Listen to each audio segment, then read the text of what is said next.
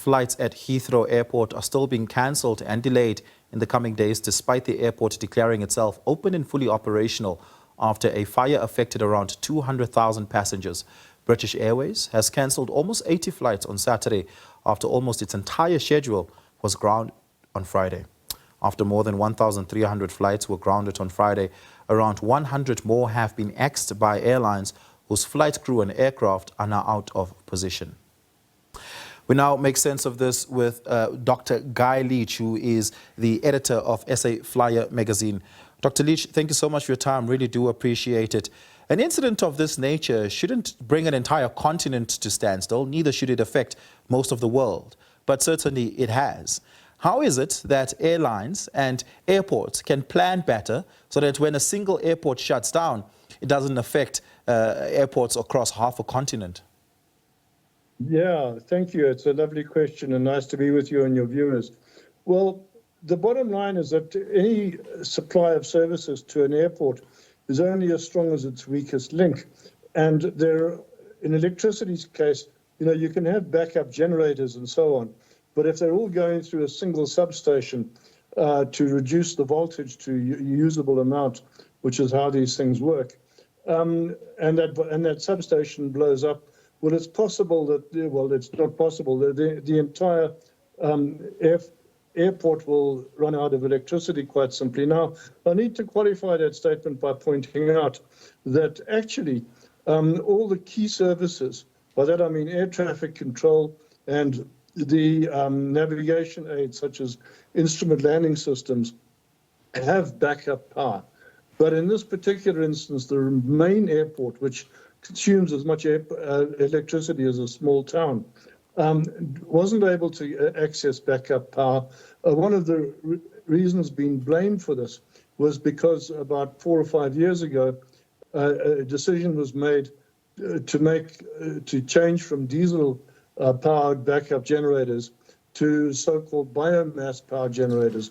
And those can take a couple of hours to get online. So the airport stayed without power until 9 p.m. But again, fortunately, in many ways, there was a workaround. The situation wasn't quite as bad as all that, especially for arriving aircraft.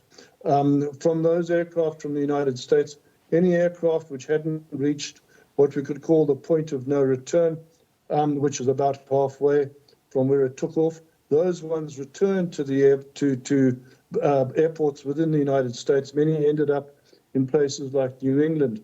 And this was reminiscent of 9/11, when so many aircraft were grounded at remote airports all over the country. And it will be of some comfort to the South Africans to know that the South African flights that were affected were able to successfully divert to the nearby Gatwick Airport. So at least the passengers ended up in London, even if that wasn't necessarily their final destination. Yeah. Typically, I would assume that an emergency reroute plan would be in place for such a thing, and that the continuation of services would go on uninterrupted, that you would have your 3-4 biggest airports in a close enough radius be airports to which you can divert flights who are long past the point of no return, but also for flights who are due to still depart and make their way towards that airport to be diverted to other airports to make sure that travel goes on as smoothly as possible. Do we not have enough airports for diversions to take place, generally? Yeah, in England, there is a massive shortage of airports. 10, 15 years ago, London Heathrow was the busiest airport in the world.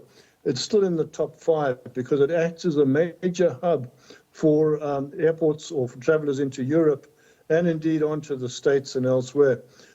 So it's not just about the airport and as a destination, it's about the airport as a hub for connectivity, which means that the knock-on effect here was absolutely enormous. Now, are there backup plans and contingencies? Well, there should be, but what happened this time was that so much power was taken down that the airport found itself unable to do other key tasks, like, for instance, move baggage on the carousels or run its passport processing services and so on. So the management took the decision to shut it down, even though, as you mentioned in your introduction, over 100,000 passengers were inconvenienced. Yeah, Dr. Guy Leach, thank you so much for your time. Really do appreciate it. Dr. Guy Leach is the editor of SA Flyer magazine.